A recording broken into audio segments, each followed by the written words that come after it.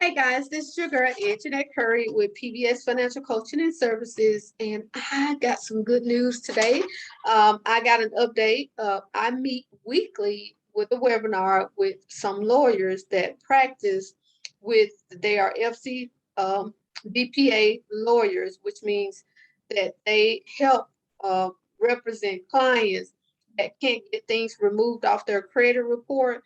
What they do if it's something that is incorrect and wrong, and the collection agency just refuses to remove it, even though they know it's wrong, they can be sued. And also, the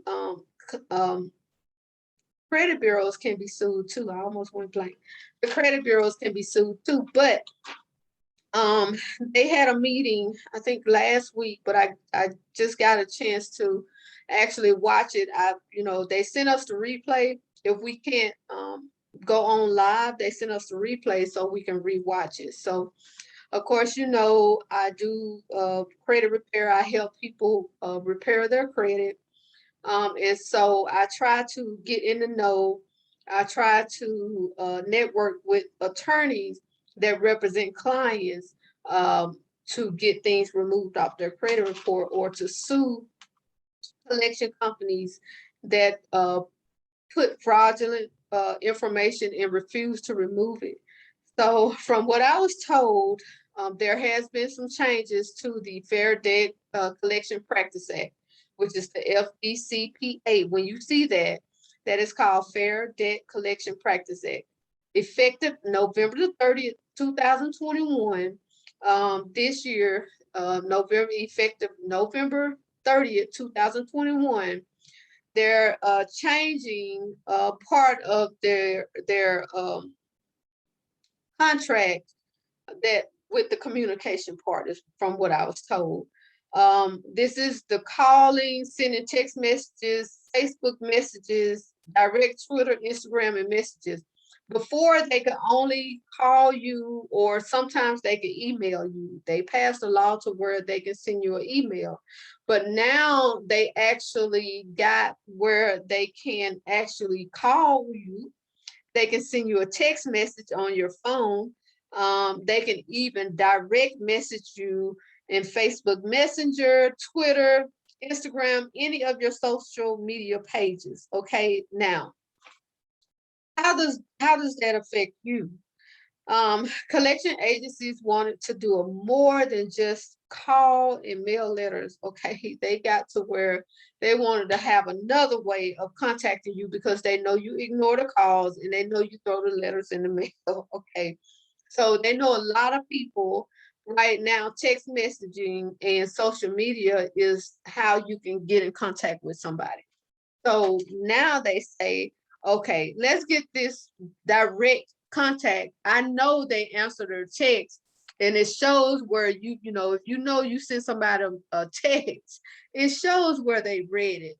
Now with a letter, you can't tell if they got the letter or not. With a phone call, you can't tell if they got the voicemail or not. Okay, so with a text, of course, it has read. As soon as that person opened that text, it's going to say read, and it's going to tell you what time they read it. That's the same thing with Facebook Messenger. If a person looks at that, if they opens it up, if they open that message up, it's going to show what time they opened it. Okay, so I think they did that so they can stamp it and say, well, okay, you got this because it showed that you received it, you opened it.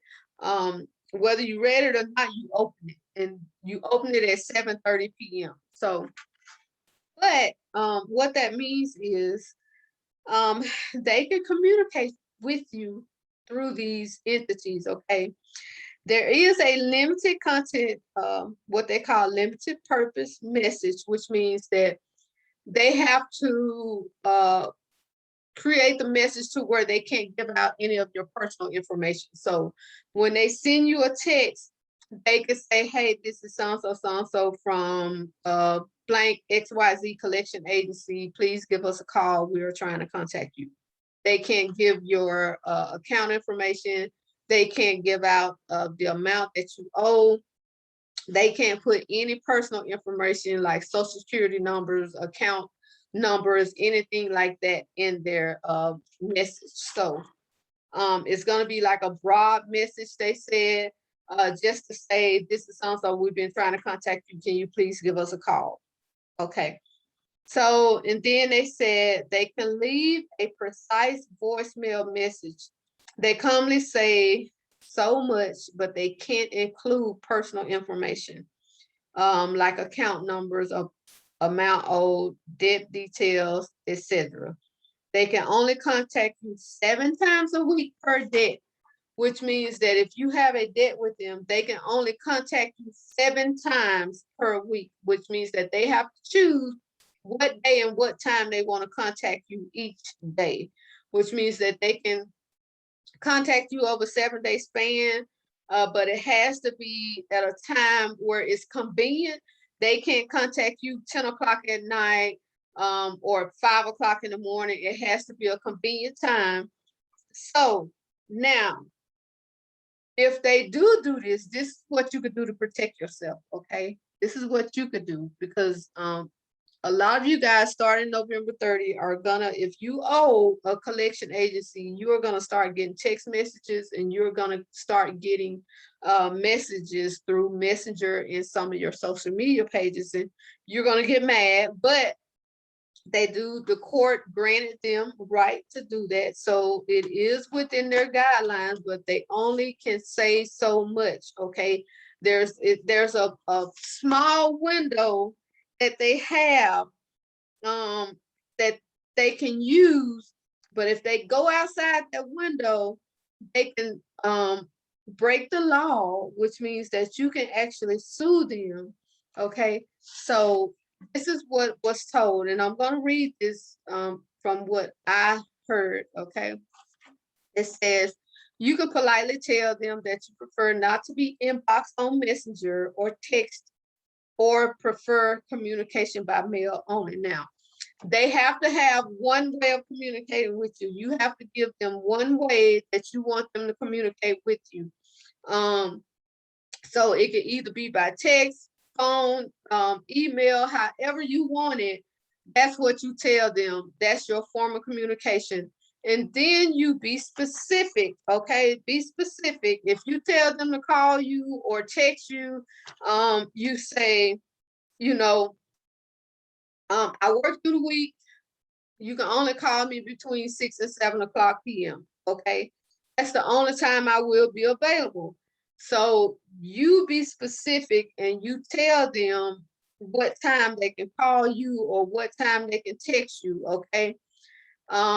If they text you through your work phone, politely text back and say, please do not text me at this number. This is my work phone. Okay.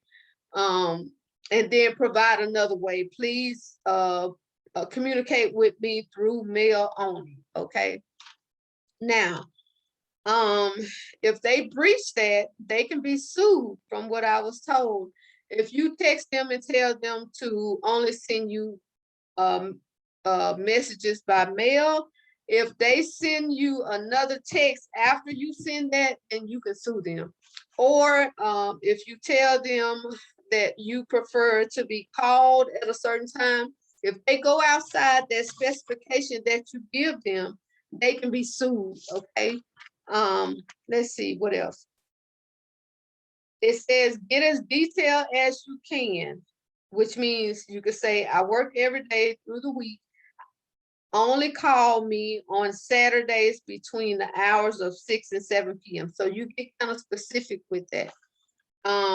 You can also still send a cease and desist letter by mail, which means that the letters that we send for clients, that I send this for clients to tell them to only communicate with me through mail.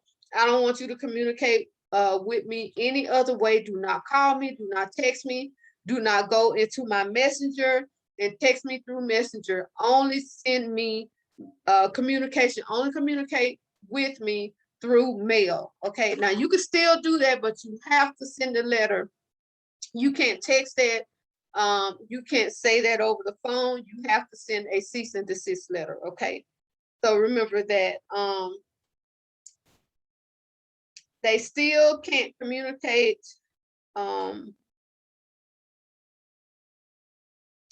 They still can communicate with you like crazy times of the night or crazy times in the morning. They still have to abide by that law, and I think it's between 9 a.m. to 9 p.m. That they can call you.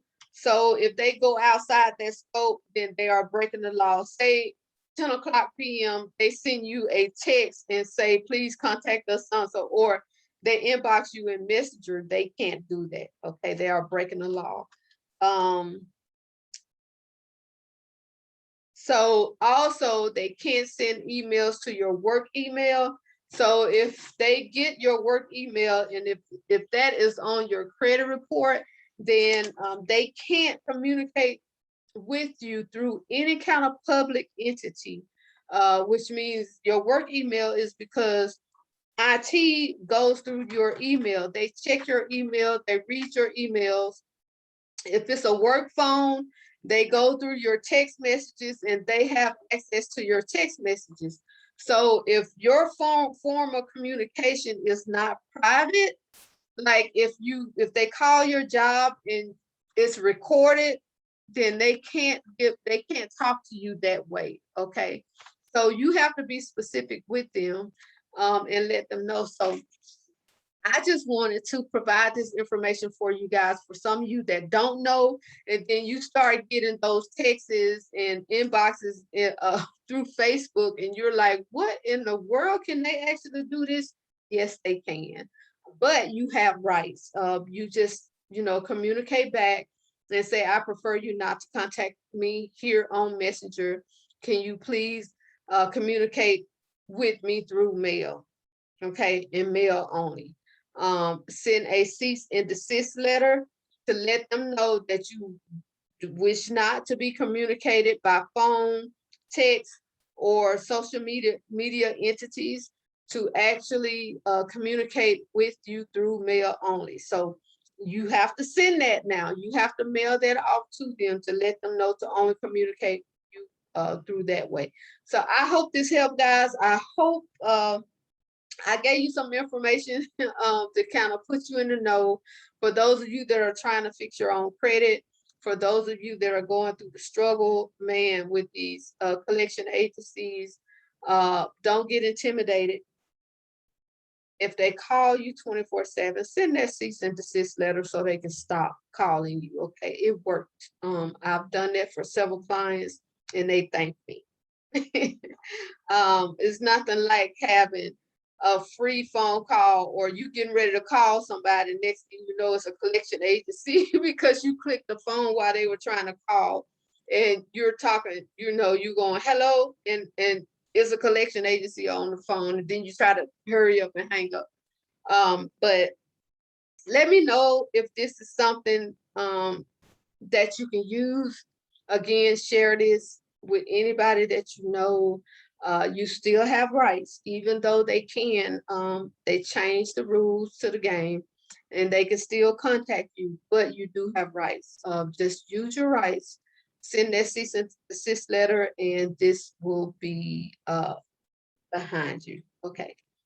Thank you, guys. This is Anjanette Curry with Perspective Vision Solutions, LLC. Guys, let me know if I can help you in any way. I always extend my services to you guys. If you have any questions about credit repair, if you have any questions about budgeting, if you have any questions about just being financially stable, if you want to know what you can do to save, if you want to know what you can do to invest, go to my YouTube channel. I have a lot of videos on there. I also have a Facebook group called 724. This is a private Facebook group in which we help. I give free information to help you fix your credit. All the letters are free. I give step-by-step free information. Do it yourself. Now you're doing this yourself. If you're wanting to fix your credit yourself, I know how it is when you can't afford to pay someone to fix your credit. You're living paycheck to paycheck, but you want to do something. Okay, I opened this private group. It's just for those that are trying to fix their credit, that has a credit score of 600 and below, or below a 700. If your credit score is below a 700, you can join the group. And like I said, it's step by step, do it yourself. Now, I'm not doing it for you. If I have to assist in that, then I will charge a fee. But my advice is free. If you reach out to me, I will give you some advice as far as I can give you. But if I have to create a letter, if I have to provide any type of assistance where it includes work, then I will have to charge you a fee. Okay. Um, my goal is to make sure anyone that has a will, that is willing to put in the work, that wants to live a better life, wants to have a lifestyle where they can not have to worry about their credit score. My goal is to alleviate that and to provide avenues for people like you.